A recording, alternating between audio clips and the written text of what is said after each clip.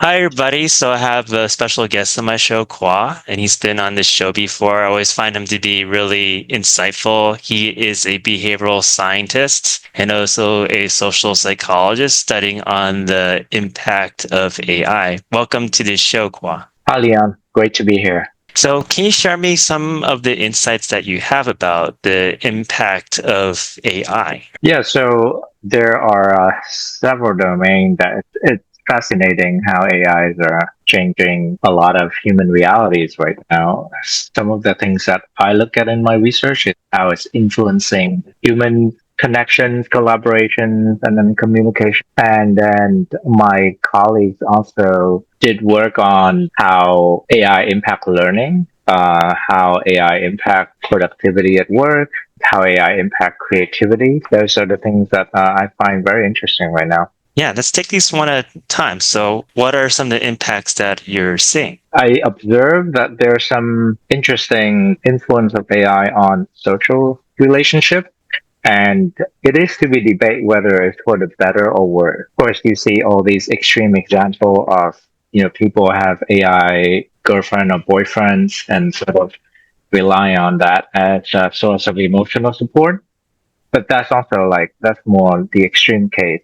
We see that there's some pattern of potentially replacing some human by talking to AI for certain things. For example, in our survey, about one fourth of 26% of people at work, so one out of four people now would talk to AI sometimes, often or very often, before they talk to a coworker for work related help. So like some of the needed for human assistant at work has been taken over by AI. One out of five people would talk to AI before they talk to their manager for feedback and advice. About 20% would talk to AI before they talk to a mentor for career advice. And about one out of five would talk to AI before they talk to a friend or partner for emotional support or advice. We kind of see in this subtle replacement pattern. And in some way, we could argue that it's reduced the burden on other people, Hmm. right? If you have work and you have a technical problem to solve, if you can solve it yourself before you trouble another coworkers, that is considered a good thing. But at the same time, you can argue that these interactions, even though sometimes they're burdensome, they also serve as the basis for forming your relationship with the other person. It is to be seen whether like this is complete replacement or is it people would get more input from AI, but they would manage to maintain the same level of engagement with people and not retreating away from human relationship. Yeah, so it's remained to be seen. It's a relatively new technology, so I feel like the effect would be more clear in a year or two. How do you feel like it compares with social media, for instance? So social media was meant as a way to have people connect with one another, but it turned out that overall they've been prioritizing engagement with the social media itself over human connection. That's a great question. But social media is specifically focused on like social connections, and I don't know exactly the impact on social relationship at this point in the development of AI, and at a similar point in the rollout of social media. But I would say the AI technology progressed a lot faster, or like the rollout of Gen AI was a lot faster. If I remember correctly, it take Facebook maybe 4 years to reach 1 million subscriber, and it take ChatGPT several months. So the scale of change is incredible. Gen AIs are more like they try to be like a general purpose chatbot. It's not like a specific single or specialized focus platform like social media. So I think the impact might be different. Let's go into another area in terms of learning. Right now, there's this debate on whether AI is harming learning. There a very viral, research article from MIT showing that AI sort of lead to cognitive offloading. The researchers have people think learn to write an essay and write them with or without the assistance of AI. And then I think they find out that they using EEG to measure brain activations that could signal engagement, how engaged and how activated you are. They find that without using AI, the human brain are more engaged Right. with the task, with the learning of writing. So, of course, there's a fair bit of criticism on this study, on like just methodology. But I think in overall, there's other sources of data suggesting that there are definitely practices of what we call cognitive offloading. You offload thinking and brain work to technologies. For example, there's correlation of study in those students showing that yeah, it's like the more you use AI, tend to be correlated with lower critical thinking skill. But at the same time, there are potential benefit of AI for learning as well, in that AI can transform like the learning environment and make learning more effective. One, the researcher at I think UPenn, Angela Duckworth, and her students were known for research on like grit and education. They had some research that is about to be published showing that AI could boost learning by showing you good example faster. So just think about like if you play a sport, for example, you would learn faster if a coach showed you a good example of how to do it correctly. Right. Yeah, the study is able to show is for specific writing tasks. AI give people the advantage that it will show people a good writing example quickly. And because of that, people actually learn writing more effectively Hmm. compared to have to figure it out themselves or whether they use Google for help. Right. So it could impact learning in both ways. And I think it could be a powerful tool for learning, and it is an incredibly powerful and seductive tool to just upload your thinking to it, especially if you're in a time crunch. Yeah, so it could be like something that is seductive to use in a way that could be not helpful to yourself in a way that kind of takes away your own power when it comes to learning. There are some potential benefits if it could be used well. Yeah, and the reason why cognitive offloading is harmful to learning is some learning take frictions. Like learning is hard. For example, practicing the piano, doing deliberate practice, it's sort of tedious, it's hard, it's not fun, and it take a lot of time. And just move that to, learning in school, wrestling with ideas, trying to organize your ideas, trying to refine your sentences. Those are a process that take time to master, and having AI do it and submit your work potentially is not going to help you to develop this faculty of critical thinking or problem solving. Yes. So I imagine someone who's more individually motivated, they would know how to use AI. I guess the issue with the education system is that there's a lot of students and they just want to be able to pass their tests, for example, or get by in school. I think education. The last time I checked, I mean they're having a reckoning with AI because they're not designed in a way that accommodate this very powerful technology.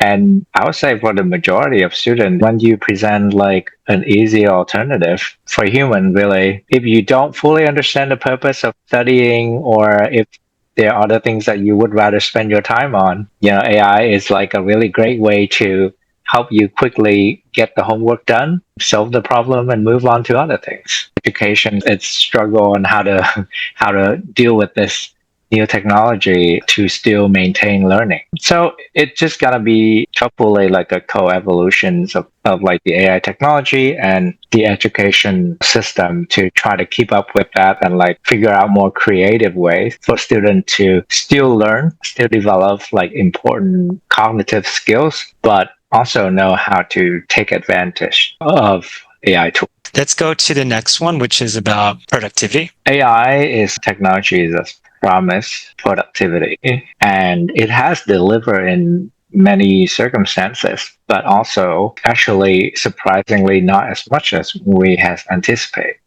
Well, the jury's still out. There's a lot of factors that could influence why AI did not manage to move the needle. One of the stunning tasks is for 95% of organizations that invested in AI, for 100%, like for organizations that invested in AI, only 5% of them see a positive return of investment. 95% of them didn't see much improvement at all. So my colleagues at work, Nida Hoffer, who is leading This research in collaboration with Stanford Social Media Lab studied this phenomenon that we call work slop. And what work slop is poor quality work masqueraded as good work because AI now is very good at helping you create a polished final product, but a lot of time it's with inaccuracy, with much substance, with Mhm. nonsensical points. And so you can create a polished looking product that look like high quality work very easily with AI. But if you don't spend time to revise, review, edit it, or like actually make sure that it's substantively productive or helpful, then it's ended up being a workshop. And then people send these document away to their coworkers, to their boss, right? So with AI help, there's a proliferation of long form or short form documents at work because you can generate them very easily now. And you send them to your coworkers, people at work, and then these people who are the recipient of this workshop have to spend time to fact check, to make sense of what they receive. And that costs time, that costs human trust. It's like erode human trust. It's like, why are you sending me this? How am I going to trust you if you send me like this low quality work?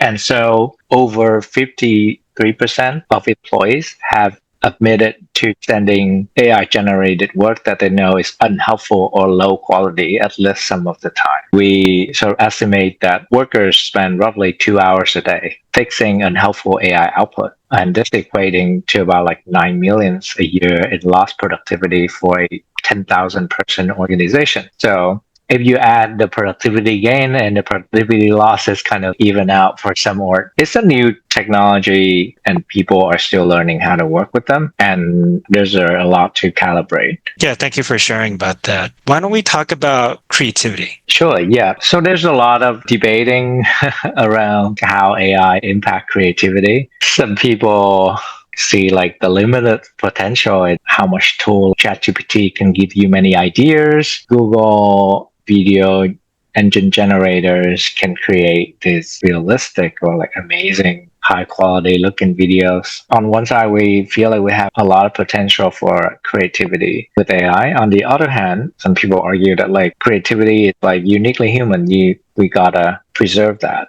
Right? And offloading our thinking to AI risks making people less creative. So where's the truth? Field of study, or is a topic of study that there is still knowledge, new knowledge coming in every day. Right now, my one study in science right now represent my view, which is AI could enhance individual creativity if used correctly. If you use a good prompt, it does help generate creative idea. And so if you want a good prompt, you can go to Ethan Mollick's website. He's a professor at the Wharton Business School who study like innovation. And recently he's been an expert on AI and how to use them well. But what it does that we actually see in our own data and the data in the science paper is collectively, because AI is like a prediction machine. How they work is they use all the data they can get on the internet. And so with a predictive model, the output tend to get to stay close to the average. In the science paper, they have people use AI to get ideas to write short story. What they find is that, yeah, when people get AI help, they write story that is more creative, more interesting, more engaging. But when they look across all the story, these stories start to look kind of similar. So at the collective level, AI might have the potential to reduce human creativity because, yeah, we all sort of start to sound all the same. If you look at writings nowadays on blogs, on tweets, on x.com, on social media, on like a lot of writing medium, the writing styles start to kind of look the same because it's written by AI and they have the same style. So you would see like official government account on X or this Democratic politicians, this Republican politicians, they all, funnily enough, sounds the same. For me, it's make me feel kind of sad because I just realize it will result in big loss of individual writing voices. And now we're gonna start to see a lot more like generic writings, and people don't have the opportunity to develop individual voices as much as in the past anymore. And it will make writing feel a lot more boring to read, really. Well, I have a question about what you said, because you said that it does make people's writing more creative, but something that doesn't make sense to me is that it's making people's voices generic and the average. So maybe if Yeah. someone's So writing's let me not that great to begin with, they have like some basic baseline of creativity that AI offers, but other than that, it's not really unique or Yeah, standout. so I guess I'm conflating two different tasks. The first creativity task that was used in the science paper is just they take in ideas and they start to write, but they probably use their own Like a writing. prompt. Yeah, they use a prompt to get idea for a story, if I remember correctly, and they write the story themselves with I their see. own Mhm. writing. The second, maybe an offshoot of my thought were the usage of AI to actually write the sentence. So on the I see. first one, Yeah. yeah, people do get more creative, ideas that they wouldn't have thought of from AI. In the second example, so they did get more creative. In the second example, they just tell AI to write the sentence for them, and the sentence all start to sound the same. And I consider, like the variations in people's voice and the way they express is an aspect of creativity. And so Mhm. at the collective level, we kind of start to see that, like, yeah, our creative voices and how we express ourselves all sort of get reduced and squeezed to the mediocre middle. A theme that I see in what you say is that there might be potential issues more at a collective level across the board when you talk about creativity or productivity and learning. For instance, the education system or how the internet looks like with all this generic writing on it Mhm. versus like maybe a more individual use of AI. Yeah, for individual use of AIs, you can see it depends on topic. Like, for example, for AI and learning, yeah, individual use can hurt your learning or can help it.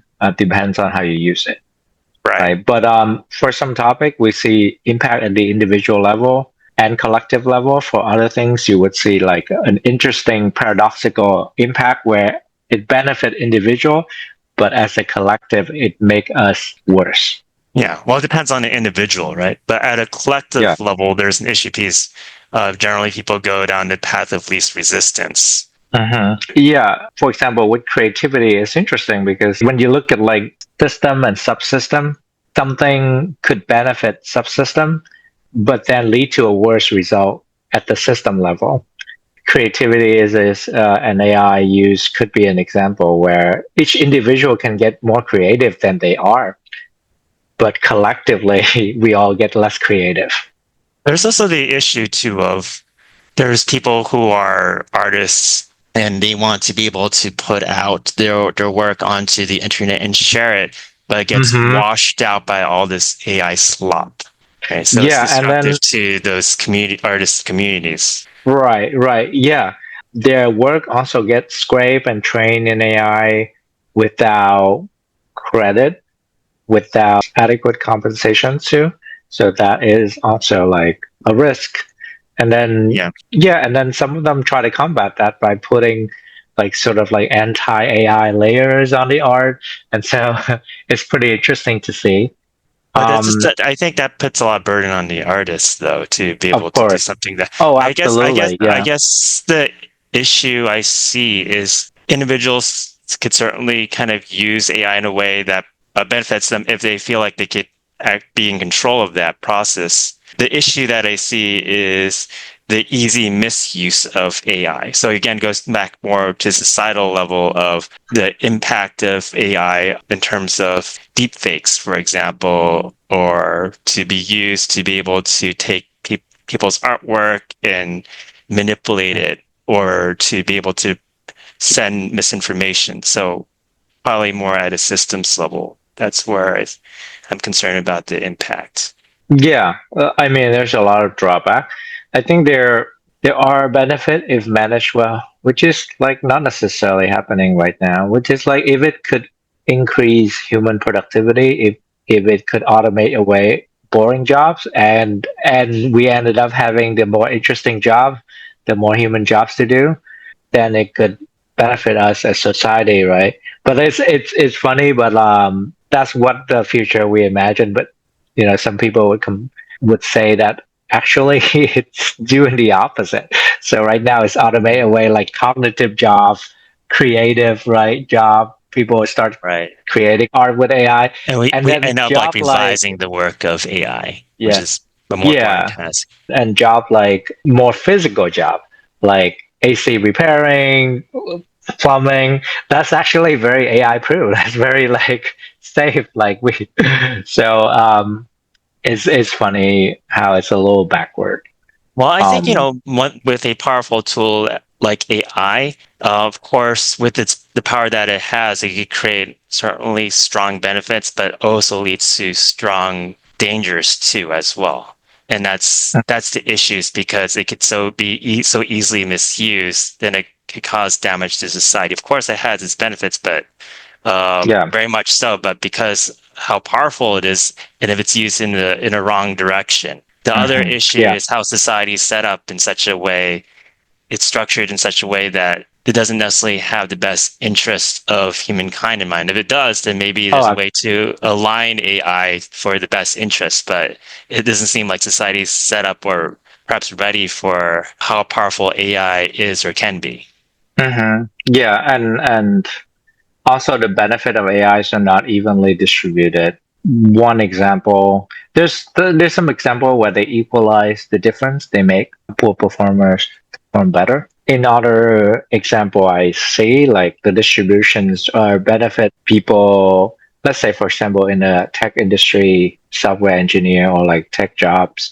Usually, right now, junior employers are finding it hard to find jobs, whereas senior employees who have the expertise, who have built the skills, who can oversee AI system, who understand the job well enough to be retained and work with AI. For that upper layer, job security is great and company compete for them. And then the lower layers are like basically the one whose job get automated away by AI. Even in nowadays, even with AI, people think like expertise is no longer needed because you can ask it anything.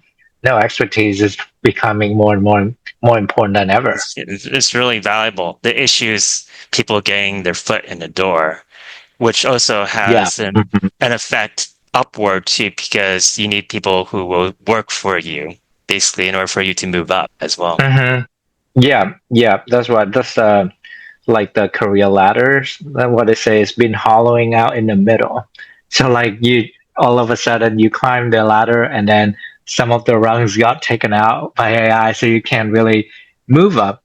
And that's a problem for company as well. Because right now it's beneficial to just like cut those out and like rely on senior employees, experienced employees to work with the AI system, and that's in the short terms are profitable, right? But in the long term, they just ended up not having, I guess, I would say, fresh blood or like fresh talent that traditionally get trained and move up on the ladder to replace these employees. It's a problem that organizations need to contend with for sure. Khoa, it's great to have you on this show. Thank you for providing your thoughts and insights. They're always Thank very you. interesting. Very happy to be here.